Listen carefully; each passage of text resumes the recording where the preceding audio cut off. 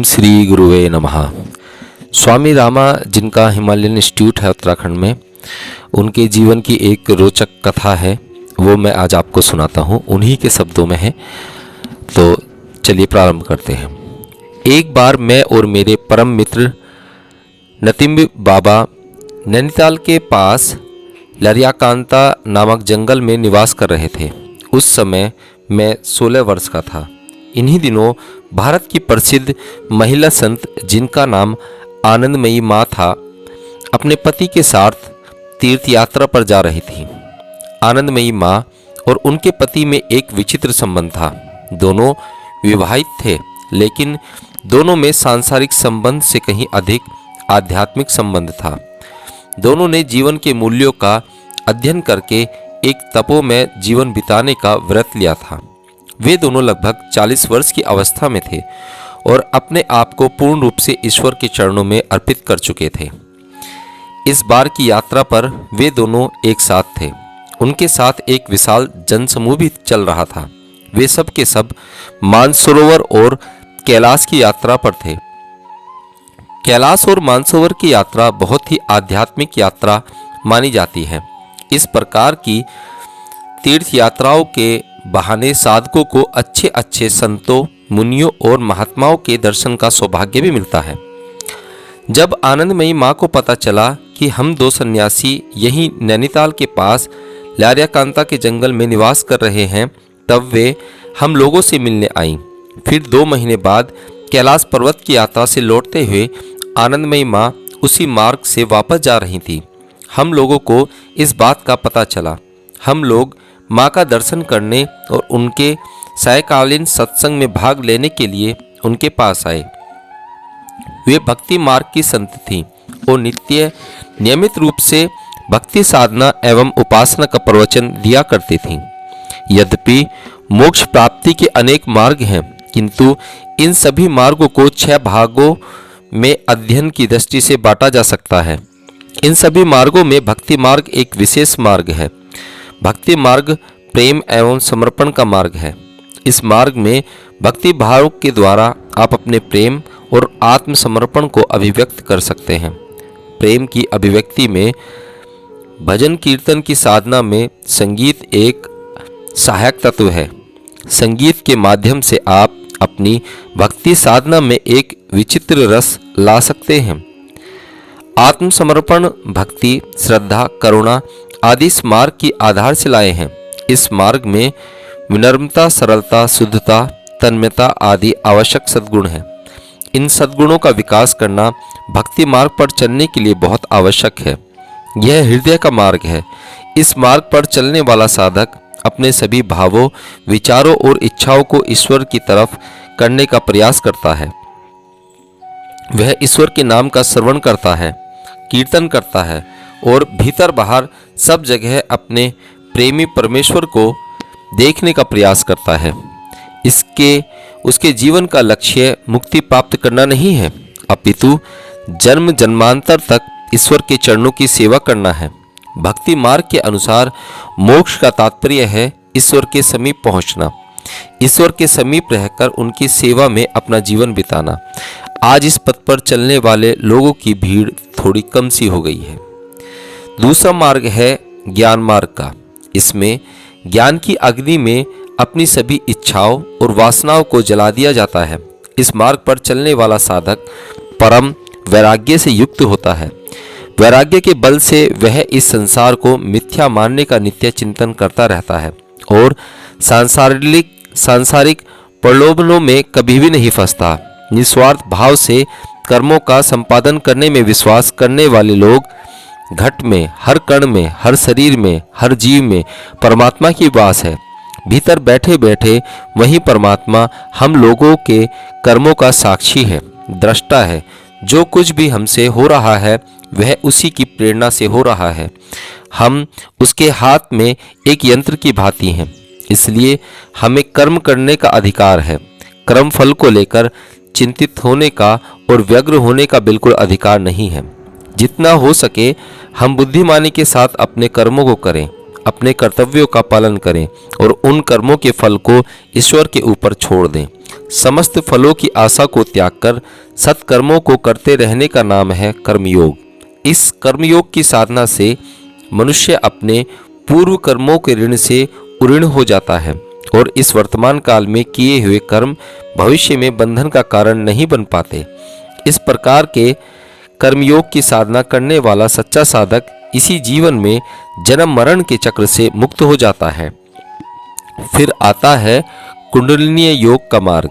यह मार्ग ऐसे साधकों के लिए है जो अपने शरीर, स्नायु मंडल, नाड़ी मंडल आदि के विषय में पर्याप्त अध्ययन कर चुके हैं। इस मार्ग पर शास्त्रों का ज्ञान जो परम आवश्यक है ही, किंतु इसके साथ साथ सद्गुरु की शरण में रहकर उनके अनुशासन में रहकर नियमित साधना करना परम आवश्यक है। यह एक विशिष्ट साधना पद्धति है। इसमें केवल पुस्तक पढ़कर नहीं कूदना चाहिए। ऐसा करने से आपको शारीरिक या मानसिक कष्ट मिल सकता है। सीधे सरल शब्दों में हम यहाँ केवल इतना ही बता सकते हैं कि इस मार्ग पर चलने वाला साधक अपने मूलाधार में सोई हुई शक्ति को जागृत करके सुषुम्ना के मार्ग से उसे उच्चतम चक्र, जिसे सहस्रास्त्र कहा जाता है, वहाँ तक ले जाता है। कुंडलिनी शक्ति के वहाँ पहुँचने पर हमारे भीतर छिपी हुई सभी शक्तियाँ जागृत हो जाती हैं। इसी को कहते हैं शिव और शक्ति का मिलन। शिव और शक्ति का मिलन अर्थात सामर्थ्य की स्थिति में पहुंचना ही इस मार्ग का परम लक्ष्य है। राजयोग का मार्ग। यह मार्ग सरल से सरल और कठिन से कठिन है। अच्छाई यह है कि इस मार्ग पर कोई भी चल सकता है, चाहे उसने अधिक ज्ञान प्राप्त किया हो या न किया हो। जो शारीरिक, मानसिक या बौद्धिक रूप से संतुलित और संयमित है वह, और जो बहुत संतुलित और संयमित नहीं है वह भी इस मार्ग पर चलकर लाभान्वित हो सकता है। इस मार्ग से चलकर पूरी की जाने वाली यात्रा में 8 कार्मिक सोपान होते हैं, जिन्हें योग की भाषा में यम, नियम, आसन, प्राणायाम, प्रत्याहार, धारणा, ध्यान और समाधि कहते हैं।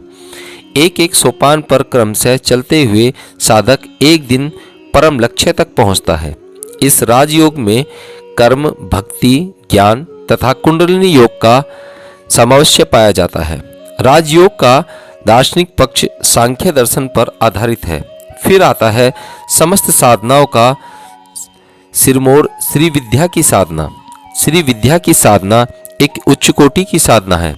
इस साधना में पिंडांड अर्थात मनुष्य के शरीर और ब्रह्मांड समस्त विश्व की सूक्ष्मतम रहस्यों का अध्ययन किया जाता है। इस मार्ग के साधक बहुत विरले ही होते हैं।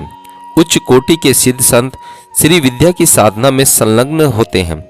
वैसे आजकल लोग श्री विद्या के विषय में ऐसी बातें किया करते हैं मानो श्री विद्या घर के आसपास में उगने वाली गाजरमूली हो। इस पथ पर चलने के लिए सर्वप्रथम गहन दार्शनिक ज्ञान की आवश्यकता है। इससे भी बड़ी आवश्यकता है सद्गुरु की कृपा। सद्गुरु की कृपा के बिना साधना करने पर साधक अपने समय का दुरुपयोग कर सकता है, साथ ही साथ अपने लिए विपत्ति भी मोल ले सकता है। आजकल लोग श्री विद्या के नाम पर बाजार में बिकने वाले श्री चक्र का किसी देवी देवता के समान पूजा किया करते हैं। उन पर फूल माला चढ़ाना, धूप दीप करना, आरती करना ही श्री विद्या की उपासना समझते हैं। उन्हें शायद यह पता नहीं है कि यह उपासना परम रहस्य है। नातिन बाबा तथा मैं दोनों ने आनंदमयी माँ के साथ संकीर्तन में भाग लिया। वहाँ सभी लोग बंगाली तथा हिंदी में कीर्तन कर रहे थे। हम लोगों ने कीर्तन सुनने का आनंद लिया। हम लोगों का स्वभाव कुछ दूसरा था। विशेष करके उन दिनों हम लोगों के अंदर विरक्ति का भाव ज़्यादा था।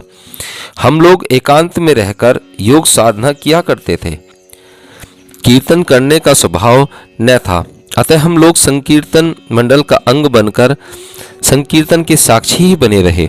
हम लोगों को संकीर्तन में सक्रिय रूप से भाग न लेते देखकर आनंदमयी माँ का एक भक्त हम लोगों के पास आया और बार बार हम लोगों को इस विषय पर सहमत करने का प्रयास करने लगा कि भक्ति मार्ग ही सबसे ऊंचा मार्ग है तथा हम लोग आनंदमयी माँ से दीक्षा लेकर भक्ति मार्ग में शामिल हो जाएं।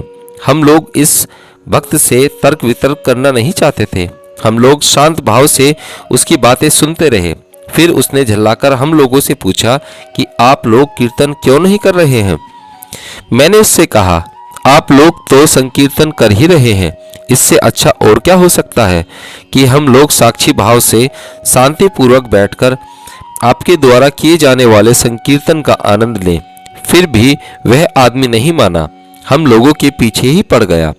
बार बार जिद करते रहा कि हम लोग यह सब जंगलों में भटकना और दर दर ठोकर खाने का मार्ग छोड़कर आनंदमयी माँ के शिष्य बन जाएं। उसने हम लोगों की दिनचर्या का, हम लोगों की जीवन शैली को समझने का बिल्कुल प्रयास नहीं किया। फिर नितिन बाबा बोले कि बग्गी में जूता हुआ घोड़ा बग्गी का आनंद नहीं ले पाता है, किंतु बग्गी पर बैठा हुआ व्यक्ति साक्षी भाव से सब कुछ देखता रहता है और बग्गी में जुते हुए घोड़े से उसे उसके लक्ष्य तक पहुंचा देते हैं। इस प्रकार से कर्म करने वाला व्यक्ति अपने कर्मों से उतना लाभान्वित नहीं होता जितना कि उसका साक्षी भाव से निरीक्षण करने वाला। हम लोग कीर्तन कर रहे हो और हम लोग उसी का मौन पूर्वक आनंद ले रहे हैं। औरों की अपेक्षा हम लोगों का आनंद अधिक है। तुम इसे कैसे समझते हो कि हम लोग भक्ति मार्ग के पथिक नहीं हैं? नितिन बाबा के इस दो टूक उत्तर के बाद भी वह व्यक्ति अपने आग्रह पर अटल रहा और बार बार यही कहता रहा कि उसका मार्ग श्रेष्ठ है। वस्तुतः वह कुछ झगड़ालू प्रकृति का व्यक्ति था और हम लोगों को तर्क वितर्क में घसीटना चाहता था। आनंदमयी माँ को इस बात का पता चल गया। वे तुरंत वहां आई और हस्तक्षेप करके बोली, तुम इन महात्माओं को क्यों परेशान कर रहे हो? उनके साथ तर्क वितर्क क्यों कर रहे हो? पहले तुम अपनी ही अंतर प्रवृत्तियों को जानने का प्रयत्न करो, तब फिर किसी और को उपदेश देने की चेष्टा करना। जो मार्ग तुम्हें अच्छा लग रहा है तुम उस मार्ग का अनुसरण करो और लोगों को जो मार्ग अच्छा लगे उन्हें इस मार्ग का अनुसरण करने दो। ये एकांत में रहकर साधना करने वाले महात्मा लोग हैं। तुम इनकी प्रवृत्ति को क्या जान सकोगे? फिर भी भक्ति मार्ग का मतलब अंधभक्ति नहीं होती। भक्ति का तात्पर्य है ईश्वर के प्रति अखंड प्रेम, ईश्वर के चरणों में पूर्ण समर्पण। यह हृदय का मार्ग है। इसका कभी भी बुद्धि एवं विवेक से विरोध नहीं करना है। बुद्धि तथा विवेक से जीवन में आने वाले विविध समस्याओं का समाधान होता है। भक्ति अन्य मार्गों का भी अंग है। भक्ति के बिना ज्ञान योगी को आत्मज्ञान नहीं प्राप्त हो सकता। कुंडलिनी मार्ग के साधक को कुंडलिनी तत्व का अनुभव नहीं हो सकता है, किंतु फिर भी भक्ति मार्ग सरल नहीं है और भक्ति मार्ग वह है नहीं जिसे कि तुम समझ रहे हो। पहले तुम अपने आप को परिष्कृत करो, मानसिक स्थिरता प्राप्त करो, शांति तत्व को प्राप्त करो और अपने मन, वाणी और कर्म से एक संयमित और शुद्ध जीवन जीने का प्रयास करो। आनंदमयी माँ का यह कथन मुझे आज भी याद है। क्रोध तो उन्हें छू तक नहीं गया था कि फिर भी मैंने उनकी दृष्टि उस मनुष्य से हटाकर अपनी तरफ लाते हुए कहा, माँ, क्या सत्य है कि आपका ही मार्ग सर्वश्रेष्ठ है और आप ही जो कर रही हैं उसी का प्रमाण्य है? क्या माँ, हम लोग सचमुच अपना समय नष्ट कर रहे हैं? उन्होंने प्यार भरी आंखों से हम लोगों की ओर देखते हुए कहा, मेरे नटखट बच्चे, क्या तुम माँ के साथ बदमाशी करना चाहते हो? क्या मुझे नहीं पता कि तुम लोग कौन हो? मेरा भक्ति का मार्ग मेरे लिए हितकर है, किंतु आप अपना मार्ग मत बदलो। जिनको सच्चा निर्देश नहीं प्राप्त है वही लोग भ्रमित होकर अपने मार्ग को बदला करते हैं। सच्चाई तो यह है कि संशय से भरा हुआ मन किसी भी मार्ग का अनुसरण करने योग्य नहीं होता। साधक को चाहिए कि वह पहले अपने संशय और भय से मुक्त करे, अपने को स्वार्थ रहित बनाए, सत्यवादी बने और सामर्थ्य गुरु को प्राप्त करे। सामर्थ्य गुरु के मिलने जाने के बाद उसके चरणों में बैठकर अध्ययन करे और उसके द्वारा बताई हुई साधना पद्धति का नित्य अभ्यास करे। ऐसा करने के बाद भी यदि कभी कभार साधक त्रुटि करता है तो वह ईश्वर स्वरूप गुरु किसी न किसी रूप में उस गलती को, उस त्रुटि को सुधार देते हैं। इतना कहने के बाद परम तपस्विनी भक्तिमयी आनंदमयी माँ अपने पति और भक्ति रस से भरी आंखों से देखने लगी। फिर हम लोगों से उन्होंने विदा ली और हम लोग भी अपने प्रशांत तथा निर्जन स्थान की ओर लौट आए। हरिओम।